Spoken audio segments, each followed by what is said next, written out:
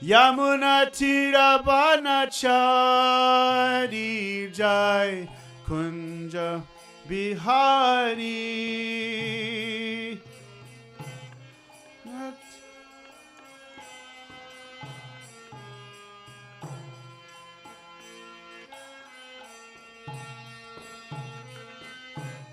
Yamuna tira banachari jai kunja bihari.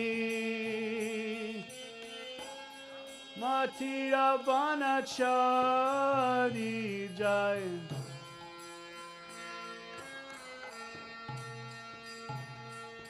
Radha Madhava Jaya Kunja Bihari. Jai Radha Madhava.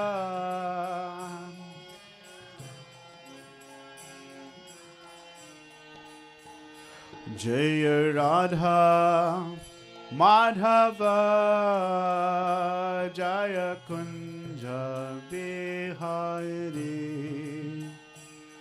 Jai Radha.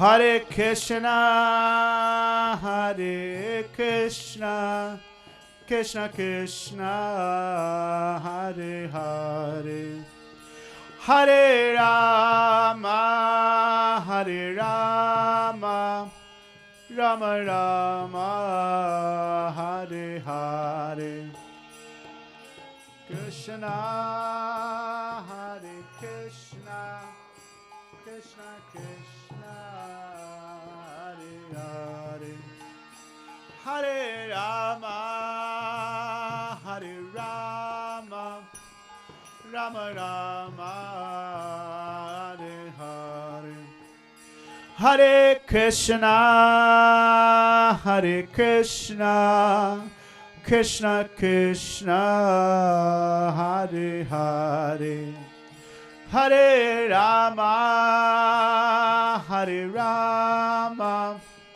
Rama Rama, Hare Hare, Hare Krishna, Hare Krishna, Krishna Krishna, Hare Hare, Hare Rama, Hare Rama, Rama Rama, Hare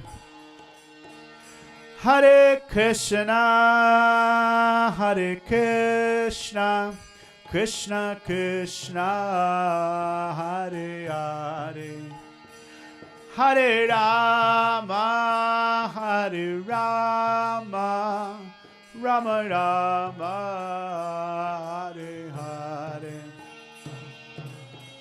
Krishna, Hare Krishna, Krishna Krishna, Hare Hare, Hare Rama, Hare Rama, Rama Rama, Hare Hare.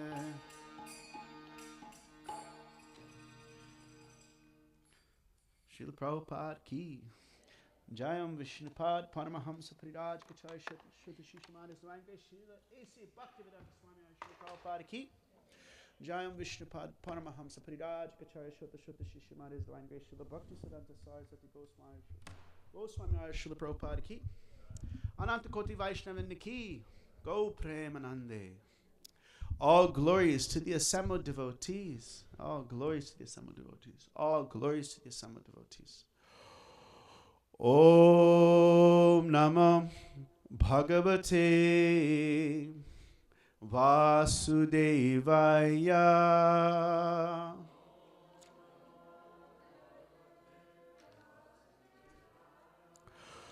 Om Namah Bhagavate Vasudevaya.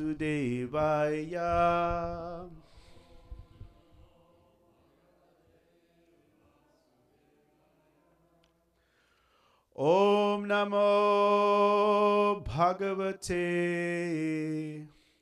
Vasudevaya. Vasudevaya.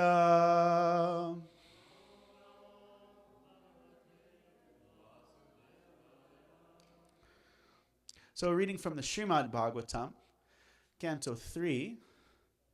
This is chapter 28, titled Kapila's Instructions on Devotional Service.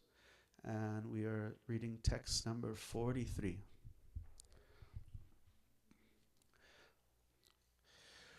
Svayonishu yata jyotir ekam nana pratiyate yoninam guna vaishamyat tatatma prakrito stito Svayonishu yata jyotir ekam nana pratiyate Soyoninam guna vaishamyat tatatma prakrito stito Svayonishu yata jyotir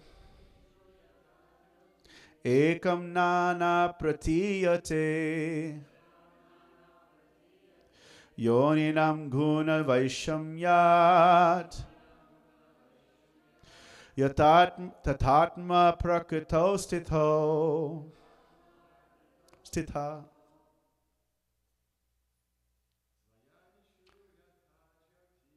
Svayonishu yata jyotir ekam nana pratiyate yoninam guna vaishamyat tatatma prakrito stitaha.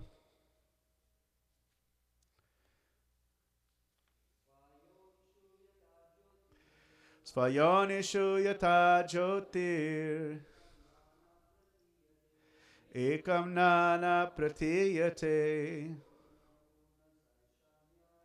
yoninam guna vaishamyat tatatma prakrito stitaha.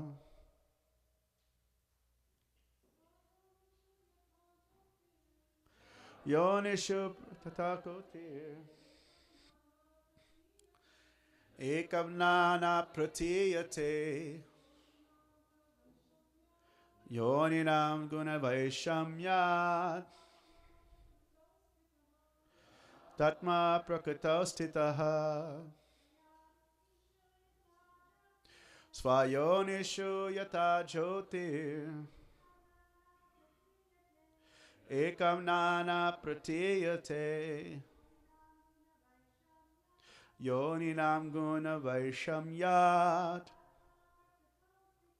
tatatma prakrito stito. So word for word. Without looking at the screen, it's not showing, so that's good. What is yata and tata? What are those? When we see those two things together, what's usually the verse speaking about? Yata, tata. Yata and tata. Anybody? Comparison, yes. Just like therefore, yeah. Like dehinosmin yata dehe komaram yovanam chara tata dehantaras prapte diras tatri. So it's a comparison. So yata tata. So you always, when you see yata, usually there's a tata that comes after. Just as, therefore. It's a comparison. So svayonishu means in the forms of wood. You can repeat after me. So yoni usually means like womb. It can mean the sexual organ, female sexual organ. It can, here it's being, what it's being taking shelter of, the womb. So where's the fire taking shelter of? In the various forms of wood. Yata means as, and jyoti here is called fire, or it's also known as illumination. Ekam, what is that? What number is ekam? And this nana, where have you seen this word? Nana. Nana shashta vichara naika nipuno. Nana means various, different, variety, different kinds. Pratiyate means exhibited. Yoninam means different wombs. Everyone can repeat. Yoninam, different wombs. Guna Vaishamyat, which means from different conditions of the modes.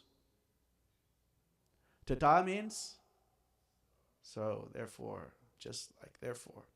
Atma means the spirit. So, prakritri means material nature. And stitaha, what does stitaha mean? Situated. Where is stitaha? Where are you stitaha? Where are you standing? Where are you situated? Yes. Like Pakistan, Uzbekistan, stitaha. Where you're situated.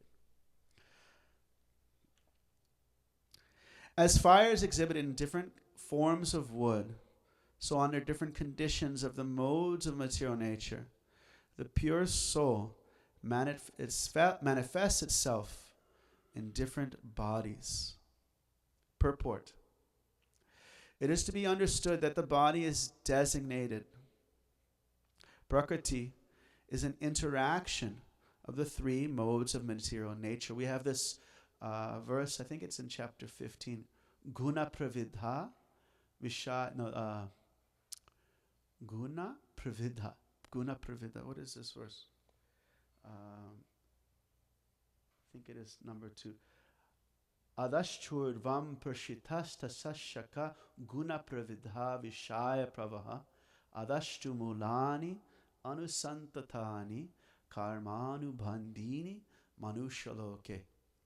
So just like the vridha means old, and pravidha means what increases your growth, what matures you. So when you based on how the tree is nourished, it's going to grow in a different way. You give it a little water, it will be a very withered form of a plant. If you give it lots of water, maybe too much water, it will show some symptoms like that. If you give the rose blue dyed water, then the dye will show up in the petals. Or you can split the stem into 4, and you can put yellow, blue, green, red, and then all these different colors will start to form in the petals. So according to how it's nourished by the 3 modes of material nature, the body is designated. See, as it says there, you get a particular body based on the nourishment of the 3 modes of material nature. What kind of body would you get in a tamasic mode of material nature?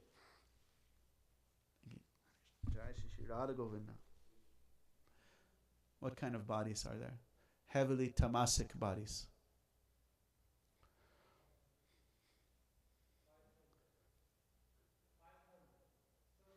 Serpent, yes.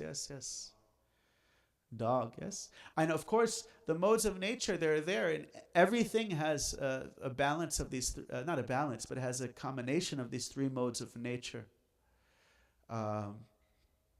Like, for example, if you take one category, you have Jai Shishi Radha Govinda Ki Jai.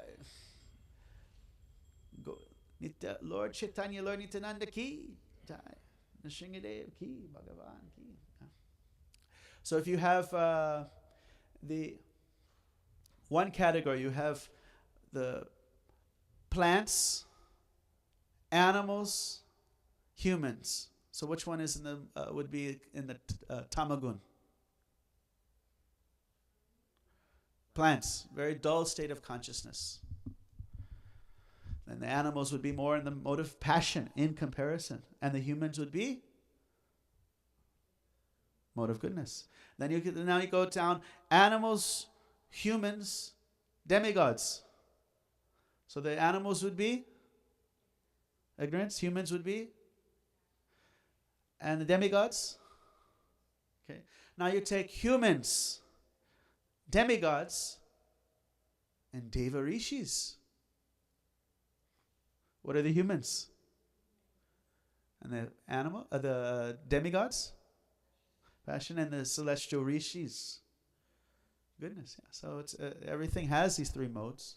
So based on what you're studying, according to the mode, someone has a small body, someone has a very large body. For example, the fire in a big piece of wood appears very big, and in the stick, the fire appears small. But actually, the quality of fire is the same everywhere. But the manifestation of material nature is such that according to the fuel, the fire appears bigger and smaller. Similarly, the soul and the universal body, although of the same quality, is different from the soul and the smaller body. The small particles of soul are just like sparks of the largest soul. The greatest soul is the super soul, but the super soul is quantitatively different from the small soul. The super soul is described in the Vedic literatures as the suppliers of all necessities of the smaller soul. Nityo Nityanam. What is the next line of that Sanskrit verse? Chaitanas Chaitana. Though one who understands this distinction between the super soul and the individual soul is above lamentation and is in a peaceful position. When the smaller soul thinks himself quantitatively as big as the larger soul, he is under the spell of Maya. Ishvaraham aham bhogi, siddhaham balavan sukhi. The demon thinks, as Krishna is describing divine and demonic nature, I am the controller. I am the enjoyer. So this desire, I am God, it's rooted in this sense. Foolish sense, quite foolish. As we will hear from Madhvacharya, he's talking about how foolish this conception is. For it's not that his constitutional that is not his constitutional position. No one can become the greater soul simply by mental speculation. The smallness or greatness of different souls is described in the Varaha Purana as Shvamsa and Vibhinamsha. The Shvamsha soul is the Supreme Personality of Godhead. And the Vibhinamsha souls are the small particles, are eternally small particles, as confirmed in the Bhagavad Gita. Mamaivam sho jivaloke, jiva bhuta shanatanaha. The small living entity are eternal part and parcels, and therefore then it's not possible for them to be quantitatively as great as the super soul. Om Jnana Timirandasya Jnananjana Shalakaya Chakshur Militam Yena Tasmai Shri Gurave Namaha Shri Chaitanya Mano Vishtam Stapitam Yena Bhutale Swayam Rupa Kadamayam Dadati Swa Kadantikam Katanchana Smite Yasmin Duskaram Shukaram Bhavet Vishmite Viparitam Shat Shri Chaitanya Namahamitam. So thank you all for being here. This is Srimad Bhāgavatam, Kapila's instructions. And text 43 is following these 41 and 42. 41 is speaking more specifically about the difference between the soul and God. And verse 42 is speaking more so in the sense of oneness. And this sense of oneness is also illustrated here. So Srila Prabhupada kindly always gives us clarity in the purports, because our Kali Yuga brains can't follow. We hear one thing, then we hear the other, and we get confused. And so the purport brings it all together. Madhvacharya's sacred disappearance day is today. And so Madhvacharya also was, our Lord Chaitanya has decided to bring his lineage in the line of Madhvacharya because of his expressing these two things, primarily that the Supreme Lord, there is a Supreme Lord. He's known as Lord Vishnu, Krishna. And also he was also very instrumental in presenting devotional service in the form of deity worship. So about 750 years ago, Madhvacharya appeared, and we'll say a little bit about him. But here, Kapila is saying that the same fire is within everything. It's the same thing, although the bodies look different. Look at Vasily. He's so tall. So many tall persons, but some of us are smaller. Some of us, like Premamani and Vasily, not the same height. But the soul is the same. The soul is the same. So we see this example is given, the fire and the wood. This example is given in various, the wood and fire is given in many different ways in the Bhāgavatam, like you have in first canto, chapter 2, what is it, text number 32, 33? Yata Vanir Dharushvekashroyonishu Nanine Bhati Vishvatma Bhuteshu Tatatapuman. So the same Supreme Lord is divided into so many different bodies. Nana, again, he is divided into the same different bodies, but it's essentially the same fire. Another verse that's given in the first canto, chapter 2, is this Partava Dharna Dumas Tasmat Agnis Chayimaya Tamasastu Rajastasmat Sattvam Brahma Darshanam. So the beginning of that chapter, it's establishing that devotional service is the highest form of dharma. But devotional service to whom? Why not Brahma or Shiva? And so then it describes the modes of material nature.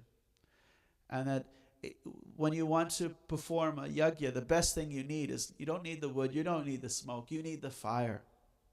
And so the Lord is the essential ingredient in the yajna. So similarly, the fire is an essential ingredient. So the Lord is whom we want to connect to. And so this verse is, it's very, here we'll read the verse before. A yogi should see the same soul in all manifestations. For all that exists is a manifestation of the different energies of the Supreme. In this way, the devotee should see all living entities without distinction. That is the realization of the Supreme Soul. What kind of differences that exists? There's what is called swajatya, sajatya, vijatya, and then there's a third one. So you have differences within a particular category. So you have mango and avocado. We're different, but it's the same category. Then you have avocado and a stone. It's a different category. And then you have differences within an object itself, like the flower and the thorn or the stem. It's one object, but there's differences between the internal aspects of the object. And if you take different aspects, if you take off the petals, you take off the stamen, you take off the stem, the leaves. I don't know, maybe everybody knows all the minuscule parts. Then you don't have a flower anymore, because it's actually just the sum of its parts. But Krishna, he's ever present in all of his parts. Therefore, Prabhupada has us sung this verse, Anyani Yasa, in the morning. We've got to learn this verse. When we go Vindam, we all have to sing loudly. Every temple all around the world, they're singing loudly Govindam. It's not a time of silence. It's a time of, you hear Prabhupada even in that cassette, he's singing. So, Angyani Yasa Sakalendriya Vritti Manti Pashanti Panti Kalayanti Chiram Jaganti Ananda Chinmaya Sad Ujvada Vigrahasya Govindamadi Purusham. So all of his limbs is Krishna. He can hear with his nose. He can smell with his eyes. He can taste with his ears. All of his senses perform the functions of every other sense. So Krishna, he has this achincha beta beta tattva, this inconceivable potency, where he is all fully present. And then even in his energies are also an extension of him. So he is not different from his energies. These are his Shaktis. And so, as you may know, before Madhvacharya, there was Ramanujacharya. But before Ramanujacharya, the main philosophy that was capturing the minds and the intelligence and even the hearts of everyone was the philosophy of Shripad Shankaracharya, of non-dualism. It's all one. Everything is one. There is no you. There is no me. It is all one. Brahmam Satya Jagan Mithya. This world is false and only Brahman is real. And so Ramanujacharya came, and with various scriptural evidence and logic, he presented powerful refutations.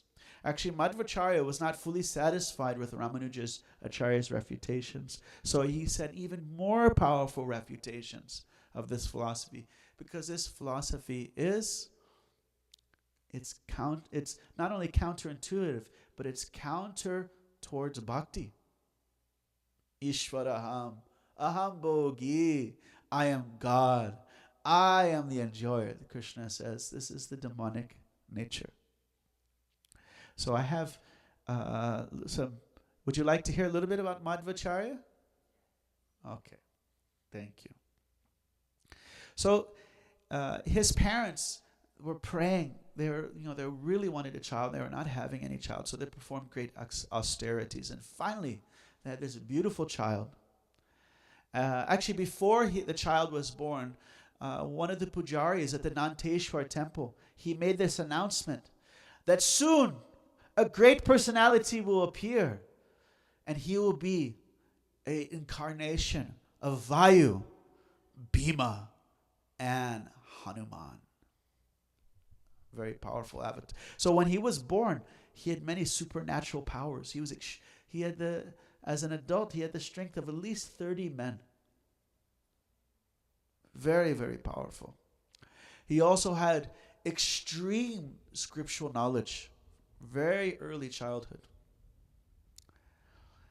At the age of 11, he really wanted to take sannyas. And so he right after his Upanayanam, so around 8 or 9, you get the Upanayanam. I mean, this is that now you're qualified. There are actually 3 different ceremonies. You're called 3 different births. Not even just, you say 2 births, but actually 3 births. You have your biological birth. Then you have when you're given the Upanayanam. And then after some time, you become qualified to perform yajna. And that's considered the 3rd one.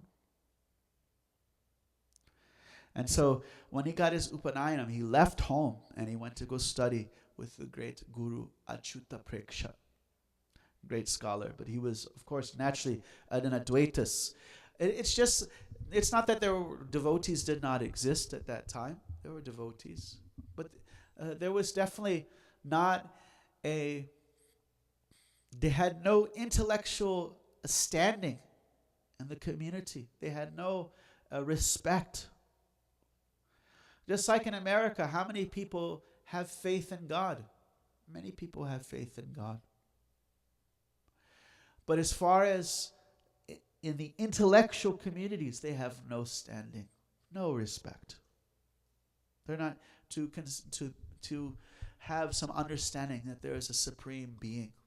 It's not well respected in the educational community. Until Madhvacharya, till Ramanujacharya, he established this as highly intelligent and respectable. So he was Vasudev, that was his name, Vasudev, when he was young. And 11 years old, his parents strongly resisted. Now you need your parents' permission to take sannyas. You can't take sannyas without your parents' permission. And so he left, and his father was chasing him, trying to bring him home. He said, "I will never give you permission," his father said. And his father even fell at his feet, begging, "You can't leave home." And he said, "See, this is the prediction. Never will a father fall at his son's feet unless his son is a sannyasi. He said, I will come home. I think you should have another child. I will come home, and if you have another child, then I will take sannyas. And so he went home. And at the age of 12, they had another child. And he decided, I will leave. Let me see. Keeps on turning off. I have some notes here.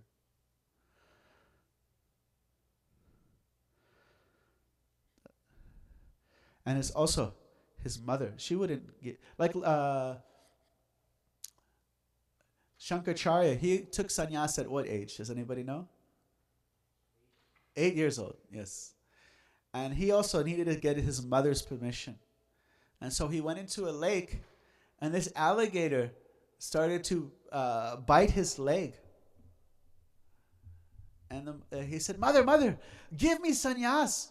Give me the permission before I die. Give me the permission before I die. This alligator is biting my leg. She said, okay, yes, I give you permission. And then immediately the alligator let him go. As soon as she said. So Madhvacharya, he said, if you do not give me permission to take sannyas, I will leave here and you will never see me again. Ever. But if you give me sannyas, I will come to visit this town every so often. And so she allowed. And then he took sannyas. He put on just kopin and danda. What was his sannyas name? It was Purna Pragya Tirtha. What was Srila Prabhupada's sannyas name? Huh? It was Bhaktivedanta was a title given to him. It's actually his name, his sannyas name. Anybody know? So some people often think this is a title in Srila Prabhupada's name, but it's actually his sannyas name is Swami. Swami Maharaj. There was Puri Maharaj, and he was Swami Maharaj. And he was also given the title. I believe Bhaktivedanta was given even before sannyas.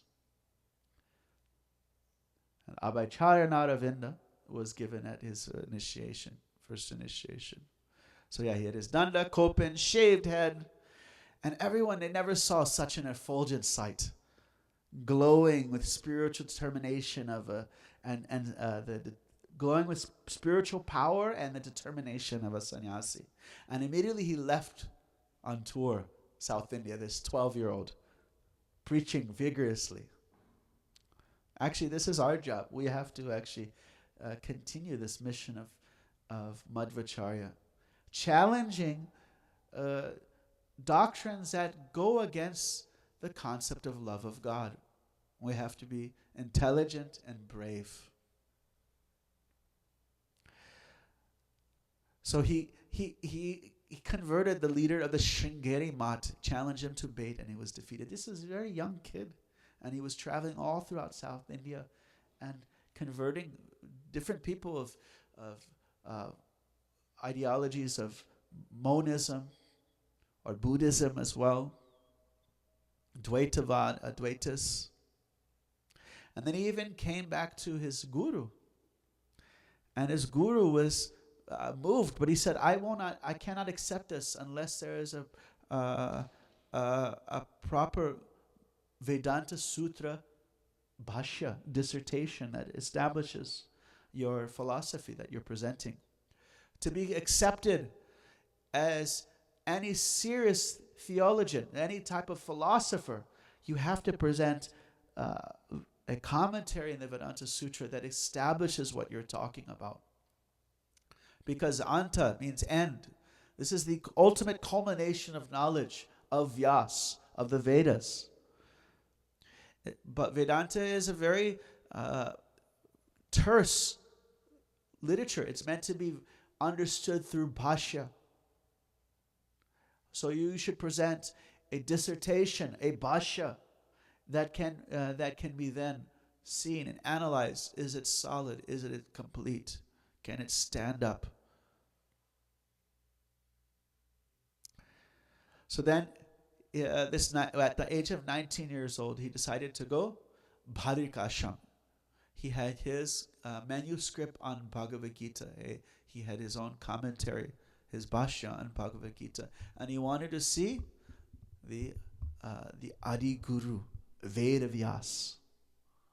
He wanted to see this great Acharya, Veda Vyas, and Bhadik Ashram. Although, because Veda Vyas is from 5,000 years ago, he lives in Adi Bhadri, celestial form of in the Himalayas, the celestial form of Bhadrik Ashram. And so from South India, barefoot, he walked all the way up to the Himalayas, up to northern India. And so finally they came to Ananda River. And then there's the Badri Vishal temple, Badrinath temple. He went into the temple, he closed all the doors, and he sat there in meditation and prayer for 40 days, fasting. So he wasn't saying anything. But that is not what we do. We come to the temple, what do? Do we just stand here, not say anything? No, we are supposed to dance. Actually, what if we don't feel like dancing? What should we do? So Prabhupada was asked by Brahmananda, what if I don't feel like bowing down? I shouldn't do that. That would be fake. If I don't feel like bowing down, why should I do it? And Prabhupada said, bow down, then you feel like it. So what if I don't feel like dancing for Krishna?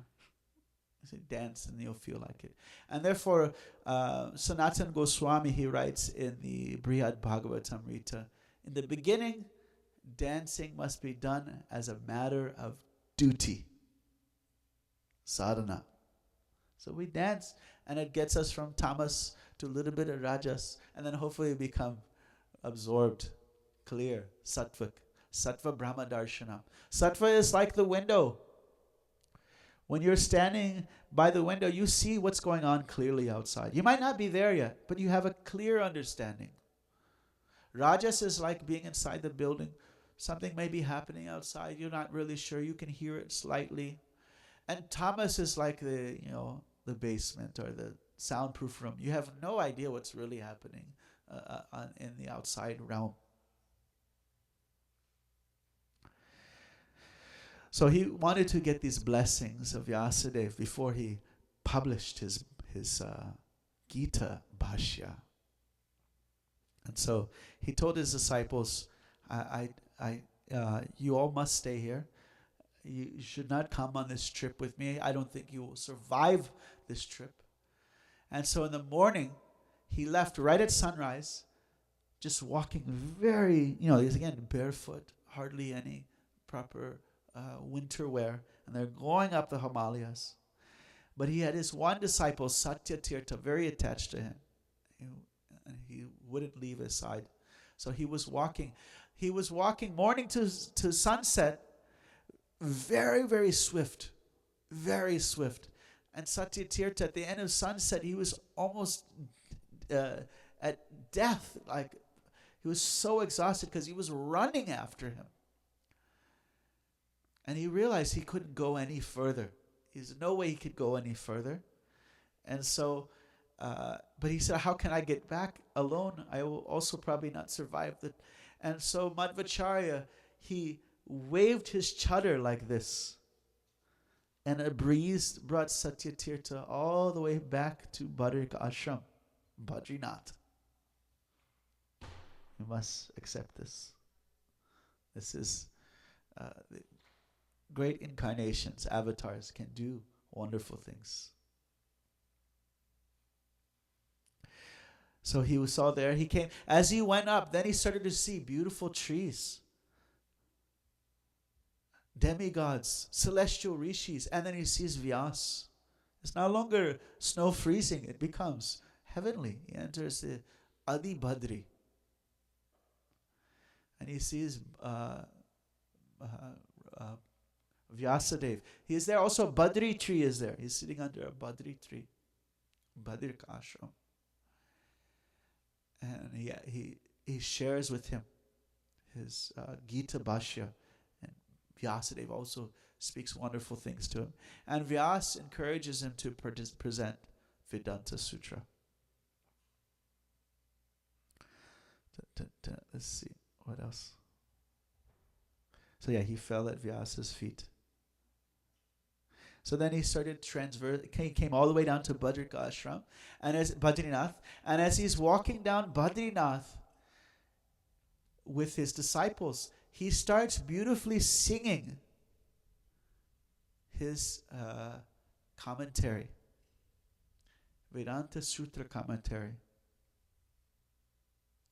And as they're walking, Satyatirtha is writing down the commentary. And right before they hit the plains, the whole thing is already finished, perfectly composed. And he made one copy also. Not only did he write down, he even made a second copy. And he sent it to Achyuta Preksha, Madhvacharya's guru. And so they traveled through many different counties, or you could even say countries, transformed scholars and even kings. So then he went to his guru. His guru said, I am your disciple now. And his guru took initiation from Madhvacharya and became Purushottam Tirtha, and became one of the Charyas under Madhvacharya.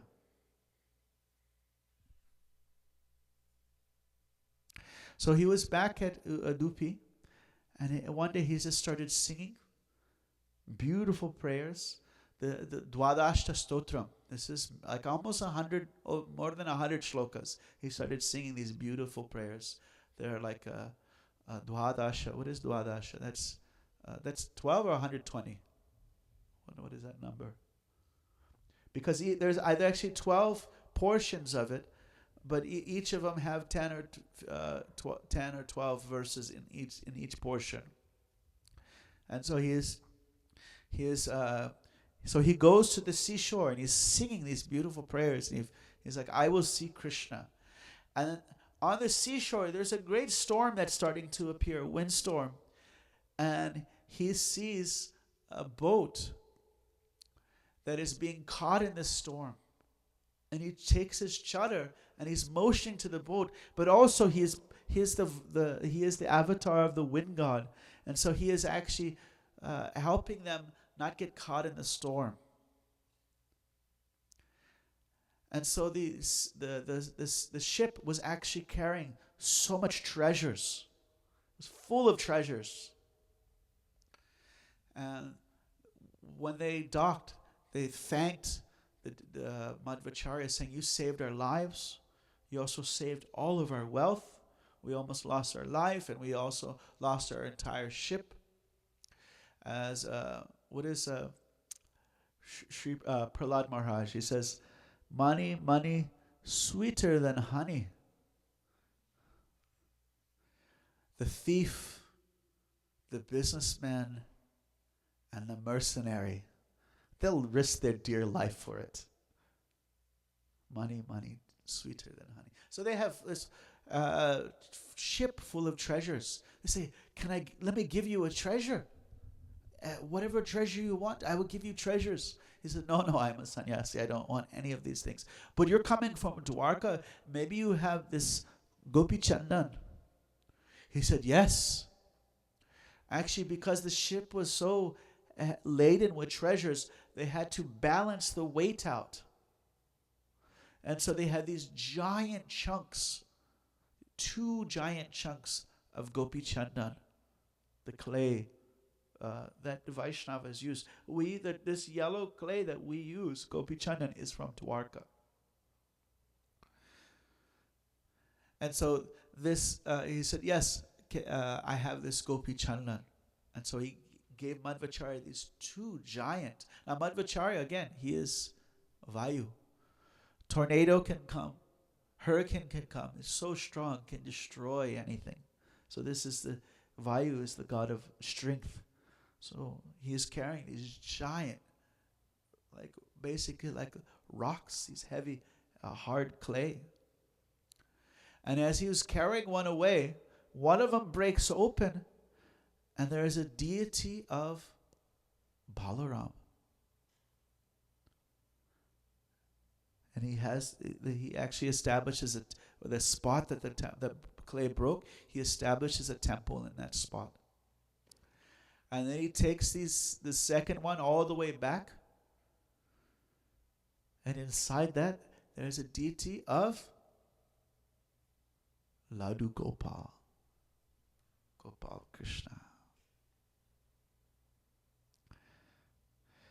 And so then he went and he bathed in the Madhva Sarovar. It's like a Sarovar is when you have a kund that gets bigger, then you call it a Sarovar, a bathing kund. And he told the men, okay, bring the deity into the temple. And 30 men could not lift it. And then he went and he lifted the deity. And he brought it into the temple with his 2 hands. And so he built a temple. He built a temple in Sri Rangam. And he wanted to be a very simple temple, but highly devotional form of worship. Not a very elaborate physical temple, but the form of worship was very elaborate. Actually, when he went to Vyas gave him, he gave 8 shalagram shilas to him. And so he took his disciples and he made 8 sannyasis. And these 8 sannyasis became leaders of 8 different mats, established institutions of devotional worship. There was a senior sannyasi and junior sannyasi. And the only person who could ever touch the deity was just the senior sannyasis. Only one of these 8 people were touching the deity at a time. And this standard has been there since 800 years. Same standard is there. There's a institution. Now there's 12 mats. 12. And so then they have like some years that they're worshiping the deity, and then it's the next mud is responsibility is to switch it to the next temple, and then they have a period of 16 years or so where they prepare for the worship, the funds, the festivals. They build up, and then when it's their turn, then they have these beautiful big festivals. He had again deep desire to see Vyas. He went back again by foot all the way South India.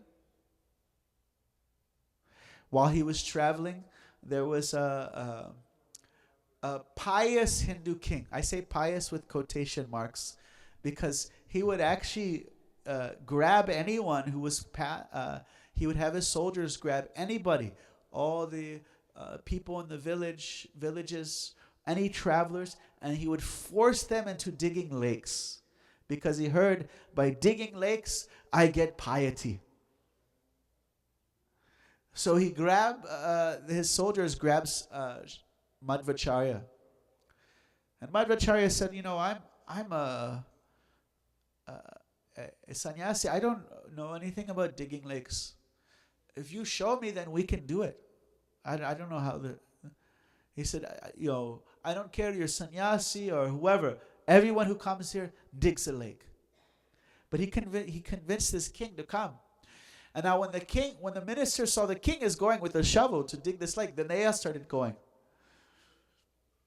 And then when the soldiers saw the king is digging the lake, then all the soldiers started going. And then everybody started digging this lake, and then Madhvacharya's disciples just left the scene. And then again, came across dacoits with swords. Let's see. So when you fight someone, you must know what is their weak point. And so Madhvacharya, he took his chadar, he rolled it up, and he threw it. And when they saw that chadar being thrown, it looked to them like jewels. It looked like treasure. So they all started running, and fighting for it. And then they started killing each other and fighting for it. And then they were all finished. He put chadar on, kept on going. Then again, they're in the jungle. It's old India. You travel on the main road. You can take the shortcut, but then there's oftentimes thieves in the jungle, gangs in the jungle, with swords, living very simply, but stealing. So this was 100 men with weapons. And they had one little brahmachari, small little Upendra Tirtha. He had never gotten in a fight in his life. Madhvacharya glanced at him. He was empowered by Madhvacharya. He took one guy's sword and he started fighting them all off.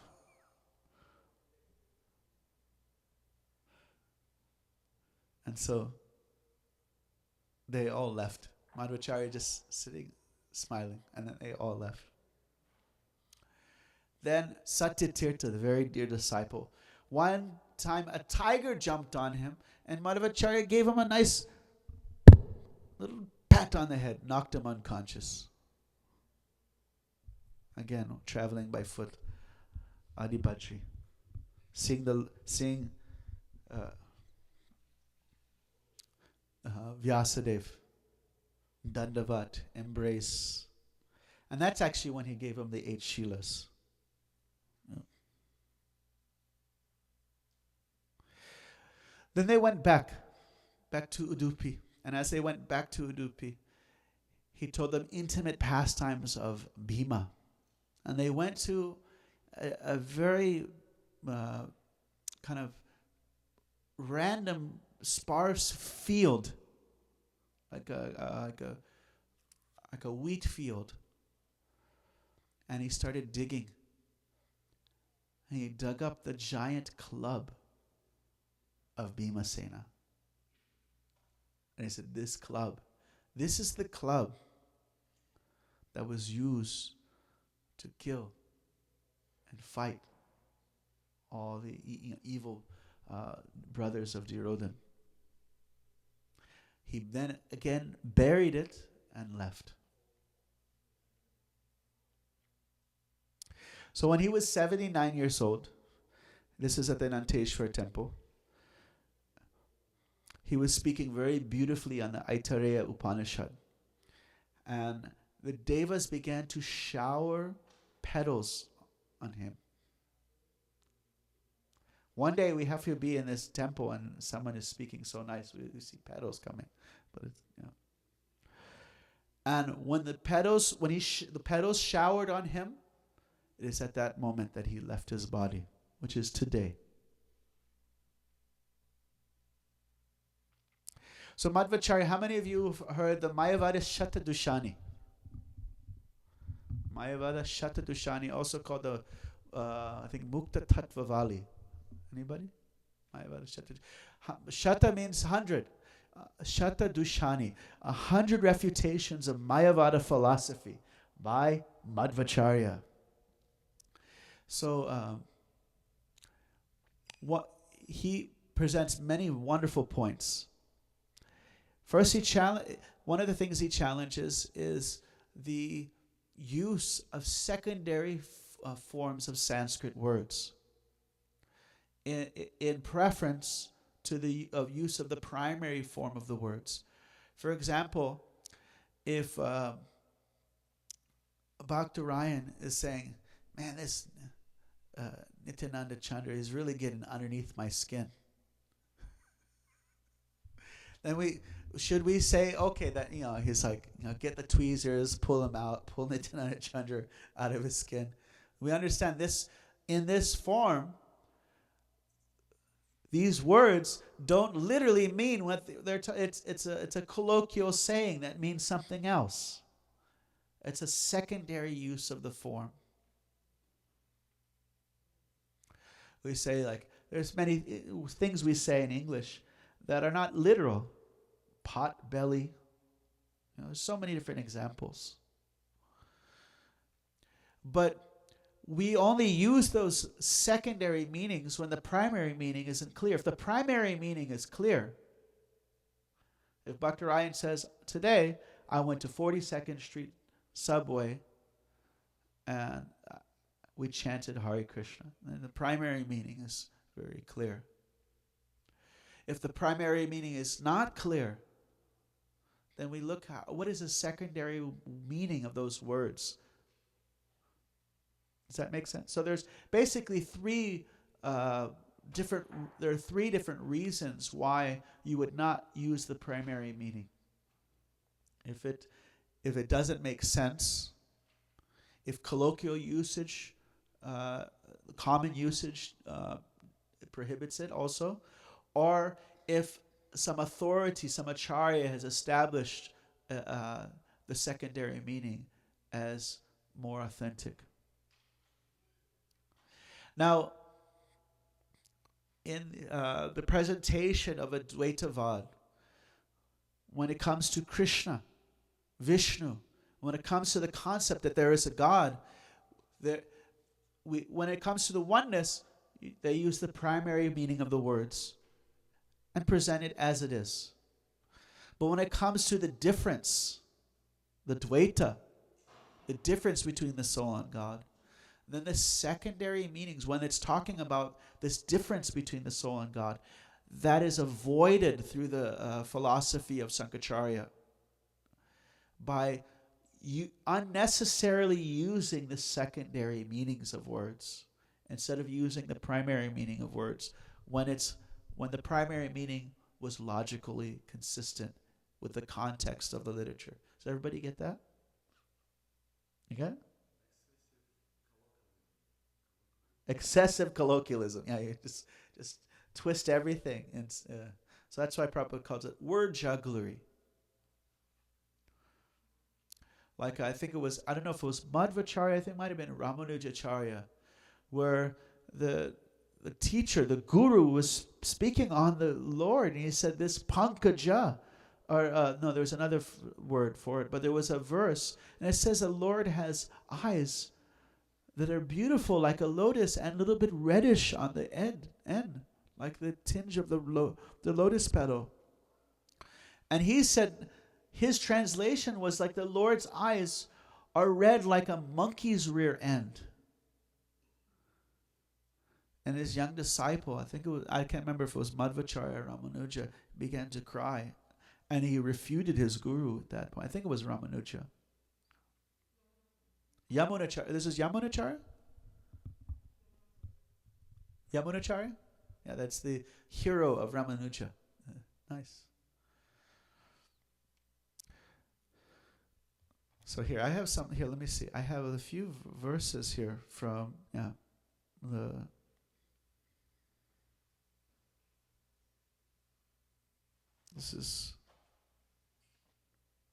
So he's saying, how do Mayavadis expect to understand truth about God, Brahman, if they adopt this devious policy of rejecting the primary meanings? A glass is a glass, a jewel is a jewel, an oyster is an oyster. Silver is silver. They never lose their nature and become the other. If one thinks that a glass is a jewel or an oyster is silver, he's mistaken. So these are things that they're similar, but they're not, they're distinct. He also says, like, we may speak with a Christian and say, Jesus, it says in the Bible, that Jesus is standing by the right hand of God. So that means it's not just a disembodied hand. There's a whole body there, that God has a form, the Father has a form. So Madhvacharya makes the same point. It says in the scriptures that Brahma is born from the lotus flower that is coming out of the navel of the Lord. And he says, it is not just a disembodied navel. And so he presents many different nice arguments. So you can just type in Mayavada Shata Dushani, and you'll see. Also, Madhvacharya presented kind of a purification of the Mahabharata. Mahabharata, according to Madhvacharya, even back then, he said it is interpolated, meaning it's lost a lot of its original spiritual knowledge. And someone can read Mahabharata and not know who is God, isn't it? Not know bhakti, that devotional service is the highest form of dharma. So even 800 years ago, our Acharya Madhvacharya said that he presented a literature to reestablish the purity of the Mahabharata. Okay, I will stop here, see if there are any comments or questions or any reflections. Yes, welcome Sankirtan from Boston. Yeah.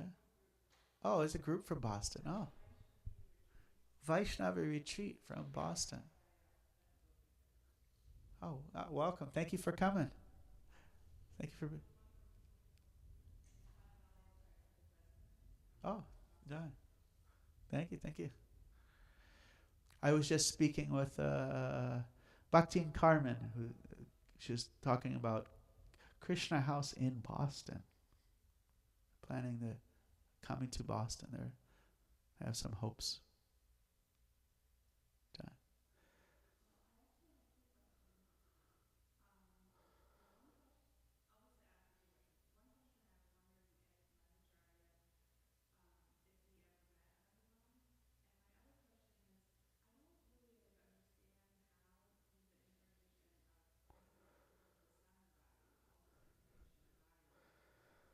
Bhima.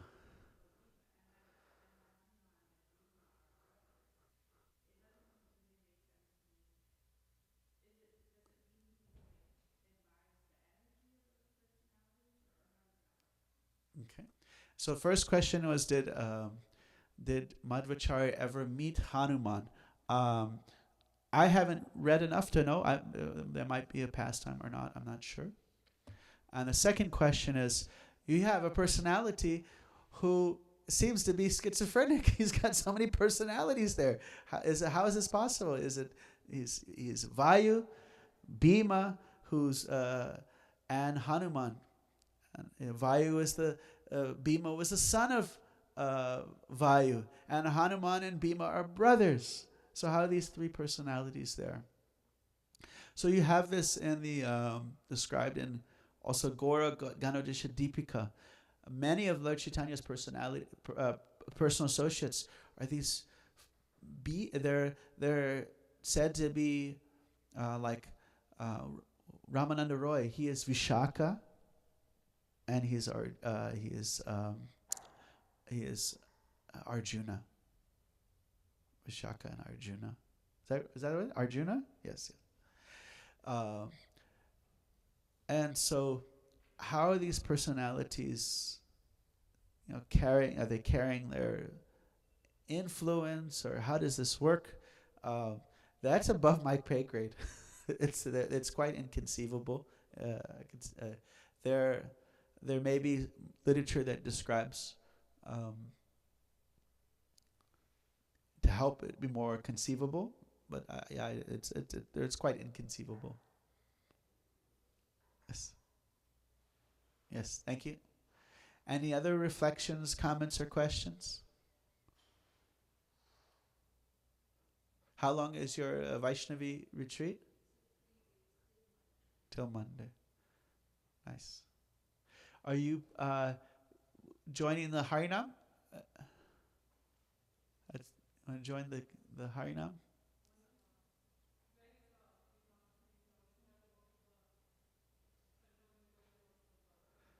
Oh, you have to travel some. Okay. It's 10 a.m. to 10 p.m. Yes. Friday, Saturday. Isn't it? Both days. That's why we see some sleepy brahmacharis. And Monday, Harinam is 12 to 7. Yeah, that's a regular weekday.